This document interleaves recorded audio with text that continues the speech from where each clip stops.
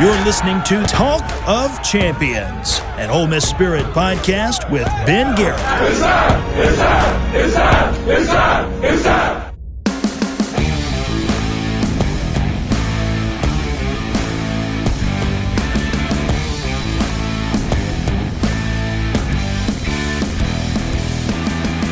Now that, Ole Miss fan, is more like it. Welcome inside a post-Arkansas edition of Talk of Champions. We're in the Riverland Roofing Studios, as we always are, the little house up top. For all your roofing needs, it's Riverland Roofing, 662-644-4297. Visit them online at riverlandroofing.com. In full post-game coverage from Ole Miss's win over Arkansas. Huge blowout win at Arkansas, the first for Ole Miss since 2008, and just the third all-time in the fourth most played rivalry in Ole Miss history. Oh, what a palate cleanser it was, too. Now, I didn't get to go to Fayetteville.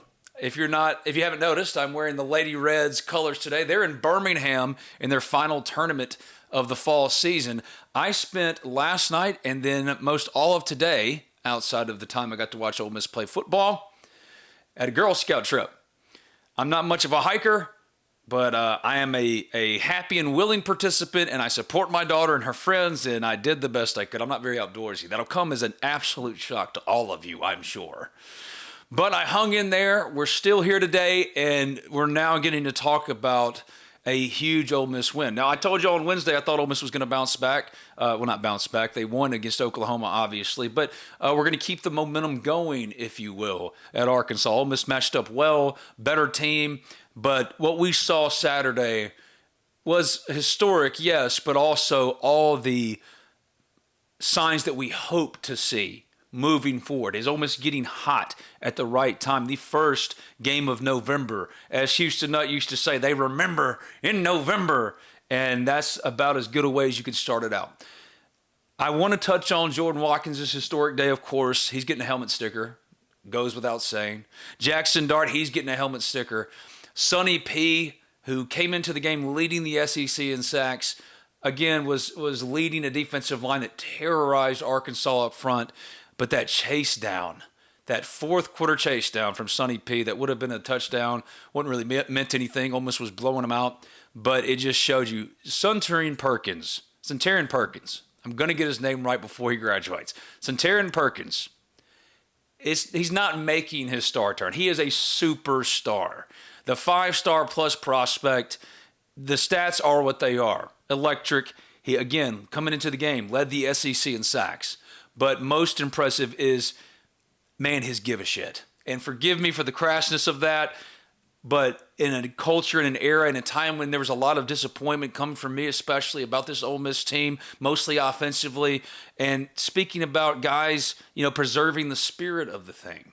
We talk all the time about how the money's changed college football, how players, their priorities are a little bit different.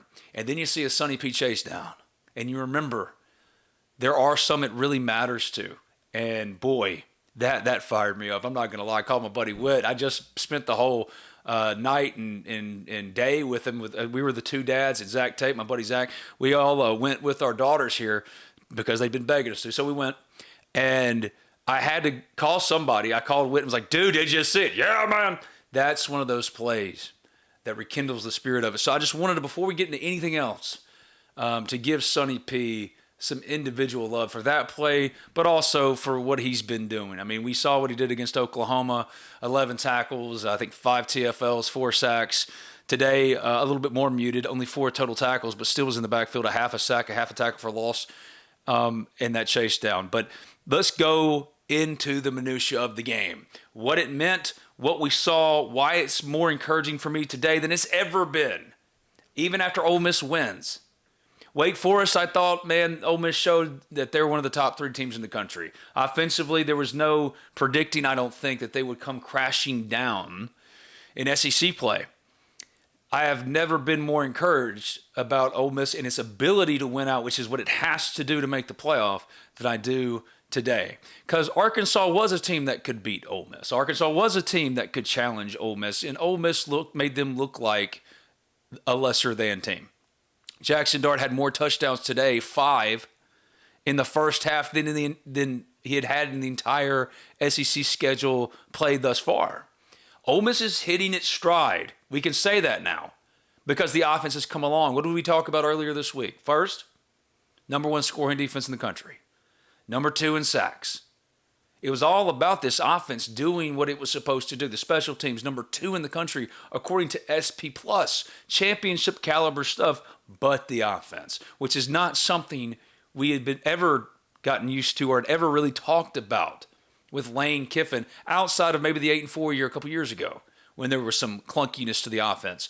This looked like the offense we expected from Kentucky onward in the SEC. Ole Miss rediscovering the middle of the field. Its tight ends continuing to make plays. Daquan Wright, I don't know what the deal is with Caden Prieskorn. I don't know if he's banged up or not. We'll certainly try to find that out, and we should know something, if not from the post-game comments from Lane Kiffin, certainly in his Monday presser. But Daquan Wright, 9 catches, 99 yards, 2 touchdowns. A lot of his damage over the middle of the field, 36 yak yards. Jordan Watkins, what else can you say? He was targeted 9 times, 8 receptions, 254 yards, a record, an Ole Miss record, 5 touchdowns, an Ole Miss record. And then there's Jaxson Dart. And I know there was a little bit of a, not controversy, but at least online, Twitter's not real life, but on Twitter there was some hand-wringing about Jaxson and Caden going out to the bar, to the library. I think Caden had his kids with him. Halloween night. And, listen, kids are kids. They're going to live their lives. I mean, what do you want them to do? Spend their entire time in film study? Good for Jaxson Dart. Bottom line is, let kids be kids. As long as you take care of your business on Saturday, all of that stuff is for naught. All of my hand-wringing about how Lane has talked differently this year, not lived up to the expectation, or at least has tried to lower the expectations that he himself has raised. All of that is forgotten when you do like this, when you play like this. Now, it wasn't perfect. Defensively, as good as they were, there were some things that frustrated you, including more tight end production from an opposing tight end. But today is only good vibes. Only good vibes, because that defense did nothing to change how we view about them as championship caliber. Special teams, back on track. I'm happy for Caden Davis. I was worried that Caden Davis wasn't going to overcome his battle with the yips or whatever it was that was causing him to miss not just reasonable field goals, but extra points. That 57-yard or whatever it was against LSU in overtime was so big for him from a mental lift, but you don't talk about those kind of things in a loss. Here, you're seeing Caden Davis, you're seeing the special teams. I want to give Micah Davis some credit as a returner. So many good things, but the offense. Jaxson Dart on Saturday against Arkansas was 25 of 31, 515 yards and 6 touchdowns. He also rushed for carried the ball 10 times for 47 yards. Now, that comes out to over 500, nearly 550 total yards, if not a little bit over. Archie Manning, the greatest Ole Miss Rebel arguably ever, held the national record for total offense at 550 yards for over 40 years. Jaxson Dart, who went near 550, if not a little over, he was pulled for Austin Simmons in the 4th. He now holds that record, one that was held by only Archie Manning in 40 years. He deserves all the credit in the world. Jaxson Dart, there are some that questioned your deep ball ability. You made 2 of your very best throws to Jordan Watkins. You didn't have Trey Harris, and I don't know when Trey Harris is going to come back. And yet without Trey Harris, you looked more like yourself. Not because Trey wouldn't help, obviously he would, but it forced not only Jaxson but the coaching staff to rediscover guys like Daquan Wright, to rediscover the middle of the field, to not only think, well, chunk it down there, Trey's down there somewhere. Jordan Watkins, an all-league caliber player. Juice Wells. But Juice, there's still some figuring out a way to get him more involved. They have to do that. I mean, there's Georgia next week. There's this trip to Florida. There's Mississippi State. Juice Wells can help this team if it means pulling him into the backfield a little bit more. Though Dominic Thomas got in and was fine. He had 10 carries for 41 yards. Henry Parrish, we hope he's okay. It looked bad. He had an injury a lower leg injury, it looked like. He comes off the field, goes immediately in for a x-ray. Ulysses Bentley, though, didn't get more run. That means Henry Parrish went down. Matt Jones went down, and still it wasn't Ulysses Bentley time. So, again, not all perfect. Defense seems to sometimes play down to the momentum of the game or to the, kind of where things are. They don't play with the same kind of intensity sometimes, but that's picking nits. Same thing here. I want to go, what are we doing as far as the running back rotation? Ulysses Bentley, I don't know what they're doing here. Is it more than just he reported overweight? What's going on? I don't expect to get answers, but at least we can say Dominic Thomas ran hard enough, well enough. What was most impressive to me was his pass pro. Man, that's where Ole Miss made the biggest improvement. You could talk about the deep field completions, and I've been ragging Jaxson about that, completing some of those deep balls because he doesn't have that deep ball next level accuracy that you hope to see. He did today. The first touchdown to Jordan Watkins, the first bomb down the sideline, perfectly placed ball. Juice Wells, if he had not been pass interfered with, he would have gotten touchdown too. Jaxson was in his bag on Saturday against Arkansas, and that's why the pass pro angle, maybe Dominic Thomas, you found your pass protector. I mean, he was stepping up there and mixing it up, giving Jaxson that pocket time that he has not had. Diego Pounds didn't have his best game again at left tackle. He gave up a sack, and there were some times where he was allowing pressure in Jaxson Dart's face. But you look across the front. Jeremy James got a little bit more run. They held up a little bit better. But more importantly, they gave Jaxson Dart the time to show that he does have what it takes if you give him the time to put the ball where it needs to go and to make this offense move. And he doesn't just need Trey Harris to do it. That's why I feel better today than I have all year. I am encouraged after Ole Miss whips Arkansas, hangs over 60 points on them. Because, yes, the defense continued to dominate. The scoop and score touchdown. Suntarine Perkins in his breakout season doing the dang thing. Another great game from Chris Paul, inarguably one of the most pure linebackers Ole Miss has had since Patrick Willis. 6 tackles, all solos, 2 tackles for loss. This is the kind of stuff we expected to see. The defense has been this way all year. Special teams have been top 5 all year. Now the offense looks like itself again. And I would love to talk about Austin Simmons. He was 3 for 3 for 47 yards and a touchdown. But that's the future. What's the now? The now means Ole Miss was only needing to survive and advance this game. There's no, maybe there is, because at the end of the day, people decide who gets to get seated where in the playoffs. So maybe style points do still matter a little bit, but not really here. Ole Miss needed to survive and advance in an historic house of horrors for Ole Miss, and they did just that. But not only did they do that, they checked the boxes we've been waiting weeks to see. Can the offensive line give Jaxson Dart adequate protection? Check. Can Jaxson Dart hit on 1 or 2 of those one-on-one deep balls where he has to place the ball at a place where you're throwing your wide receiver opens? Now, there was separation. Plenty of it. I thought Jordan Watkins was, obviously, he was running wild out there, but really it was beating guys one-on-one, the contested catch in the end zone for one of his 5 touchdowns. This is what we've been waiting to see. Last year, Jordan Watkins had 3 touchdown receptions all year. Today, against Arkansas, he had 5. 5. Now, I'm not saying that we're expecting to see historic numbers like this from Jordan Watkins every single week, but incorporating him into the offense consistently, understanding the weapons in front of you. Daquan Wright looks like a Kenny Yeboah redux. And the numbers bear that out. 9 catches, 99, 2 tutties.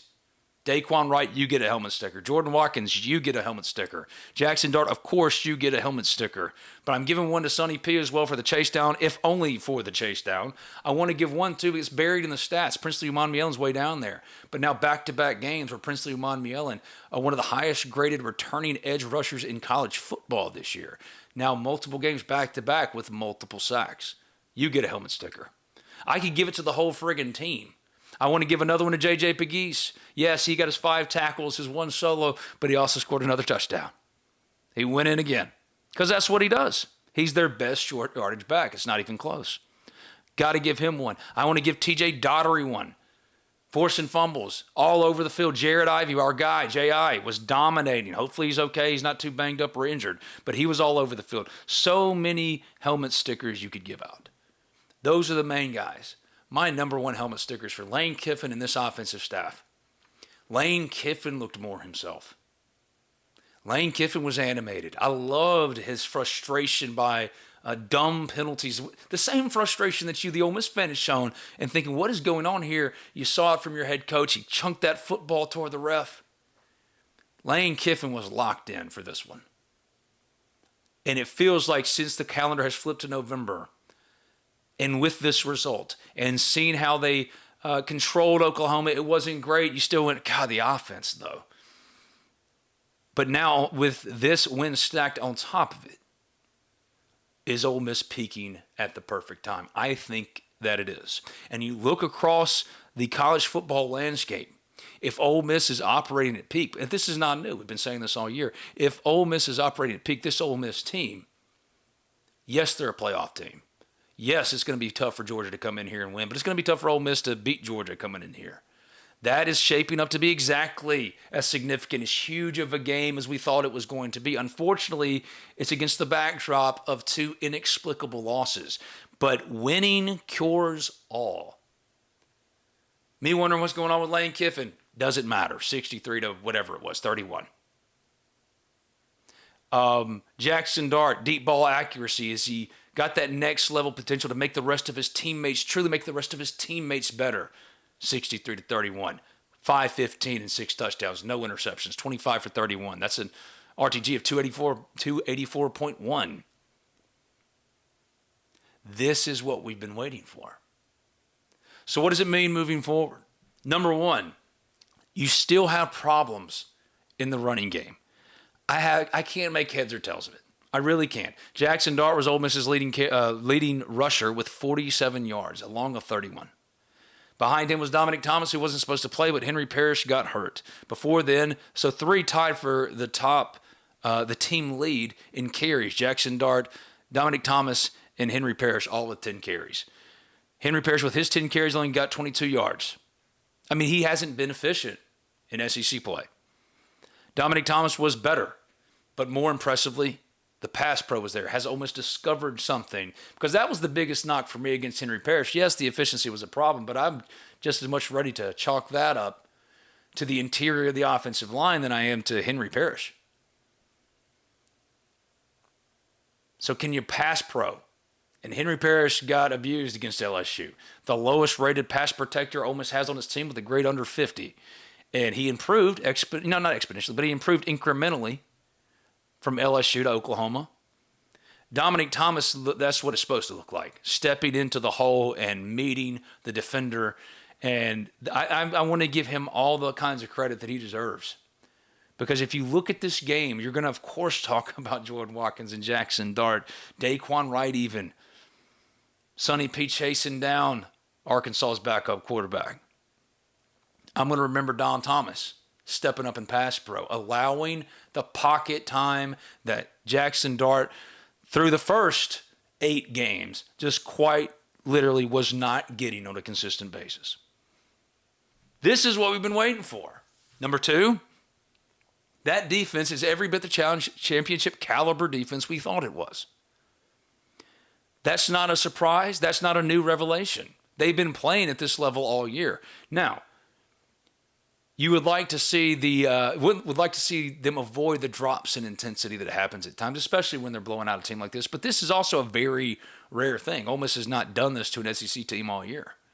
Maybe we thought they were going to do it to Kentucky, whoever it might be, but it came in November. November 2nd, 63-31 against Arkansas.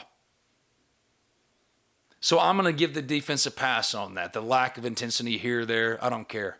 Championship caliber defense. It's been there all year. They're healthy, and they're playing at a level that we just aren't used to seeing Ole Miss play defensively. That's what made it even more frustrating in regards to the offense just sucking it up. That was what made it really, really frustrating. is the fact that this defense has been there all year. But at every level, you're seeing Ole Miss attack with elite players that they just didn't have across 3 levels in its existence. They're rushing 4 and getting there. Walter Nolan is a monster. He deserves a helmet sticker, even though he never gets the stats, because he commands all of the attention and none of the holding flags that he deserves. But him commanding that attention allows J.I., it allows Sonny P., it allows Princely Uman to go win one-on-ones. It allows Pete Golding to only rush 4. I mean, just for any coach, that to have that feather in the cap, that ace in the hole, it's invaluable. Chris Pupal at the second level, cleaning everything up. TJ Daugherty, I thought, had probably his best game as an Ole Miss Rebel so far. 6 tackles, 4 solos, 2 sacks. Give him a helmet sticker too. Forced the fumble. Impressive all the way around. So number 2, championship caliber defense stayed there, but they are also ascending. They are dominating as they are being required to dominate. Ole Miss, I think, if memory serves correctly, because again, I was at a Girl Scout meeting, or Girl Scout trip to the woods, which I'm not. Look at me. I'm not outdoorsy. Ginger Shrek? No. But if memory serves, Ole Miss won the toss and did not take the ball. That by itself, small as it might seem, is a significant change up for Lane Kiffin. The fact that Lane waited at the end of the first half, that dominant first half, to shake the hand of every single member of his starting defense as they came off the field. This game had it all. It had everything you could possibly want as far as encouraging signs, including from number 3, Lane Kiffin. I've been hard on him, but it's not personal. I didn't understand who he was. I didn't understand who this Lane Kiffin was that was lowering expectations and wondering why the fans, were if Ole Miss doesn't win a title or make the playoff, they were going to be disappointed. I don't understand that. Is the kind of stuff he was saying. Well, now you have no excuse. 63-31. It's been there. It's been there. And the bottom line is engagement from Lane Kiffin. True engagement. True intercession is what this team needs more than anything else. Because he is the heartbeat of it. We could talk about Jaxson Dart, but Lane Kiffin and that energy, that troll energy. I love seeing him throw the football. I love this stat too from TJ Oxley. Jordan Watkins had more receiving touchdowns today than in his entire Louisville tenure and his first 2 years at Ole Miss. Now the all-time total offense leader in school history, Jaxson Dart. Ole Miss, of course, scored the most points it has in an SEC game all year, but they had done that with 10 minutes left in the second quarter. This was the offense we expected to see. And the reason why we expected to see it is because Lane Kiffin, you're the one that set that standard. You're the one that showed what it could be. And man, it looked like it was supposed to on Saturday. In a place that has been historically so hard for Ole Miss to win. Credit across the board. Looking ahead, it's Georgia. The running game issues are still issues. The pass pro, maybe you found something with Don Thomas. But you still have the same issues with running inefficiency that you don't, and Georgia's going to make it a hell of a lot harder for you to connect on those 60-yarders 5 times. The same 60-yarders you didn't hit against Kentucky, against LSU, that probably would have made those games more similar in fashion to this than what they were, 2 inexplicable losses. Ulysses Bentley, we've got to just accept it. He is 4th on the depth chart. If anything, he is not going to be the one moved up when guys go down. That was proven today. Henry Parrish went down. Matt Jones wasn't available, and still wasn't the Ulysses Bentley show. So, if he's not going to be the answer, the highest graded returning running back in the SEC, giving him more of a run, can you get Juice Wells involved? Maybe as a back. Can you get Dom Thomas? Does he become more of a better short yardage option than the options you've been running out there, say for J.J. Pegues? You know that's going to be your short yardage guy no matter what. But those running inefficiencies, that could be exposed in a game that you have to win next week. You have to win it. Because if you win that game, all the frustrations are forgotten, of course, but that's the last major domino. You have to jump them. You have to leapfrog them. They're part of this. They're part of this playoff berth expectation. And because of those 2 losses, you have to take them out. Yes, you got to go beat Florida too. That's going to be hard. State's always tricky, but if you don't beat State this year, then you don't deserve to go to the playoff. Next week is the game that we thought it was, the game of the year.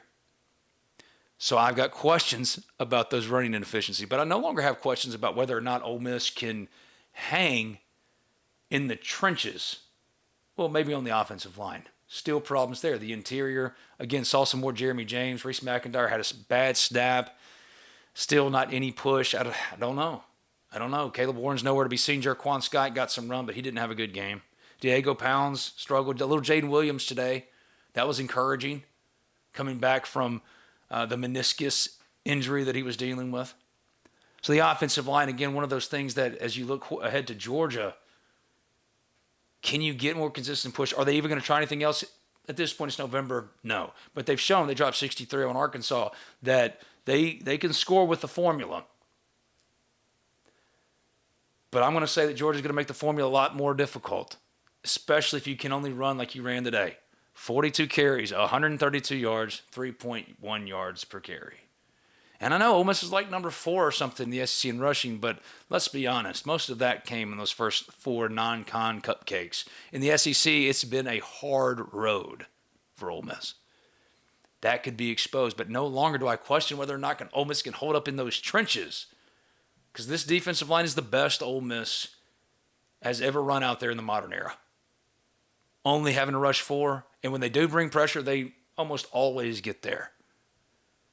And they're playing with a level of intensity, knowing as if we give, like, you could tell that the defense came out going, this is our game to control, not the other way around. You know, we're not going to allow, we're not going to worry about what the offense does.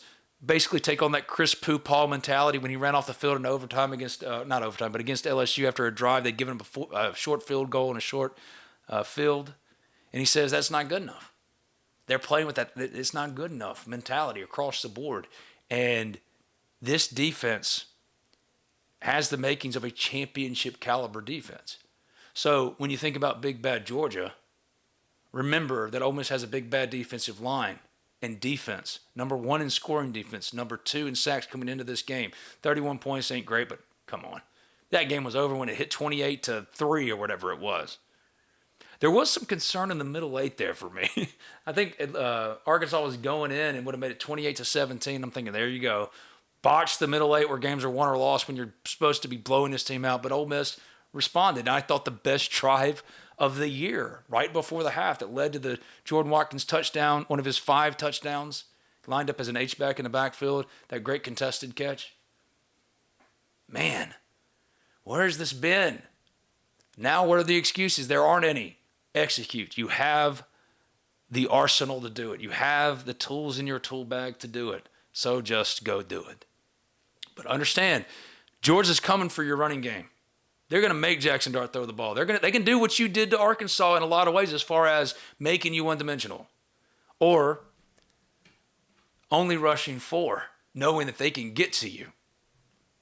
Not many teams, only the elite of elite defenses have that kind of ability to only rush 4 and get back there. Because Walter Nolan's clogging up everything, so one-on-ones for J.I., Sonny P., Princely Umon Mielen, J.J. Pegues. Pick your poison.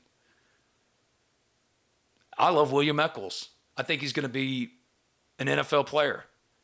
He had a pretty decent game. I mean, he only got 1 sack. What was it? 1 tackle, half a sack, but he was in there late.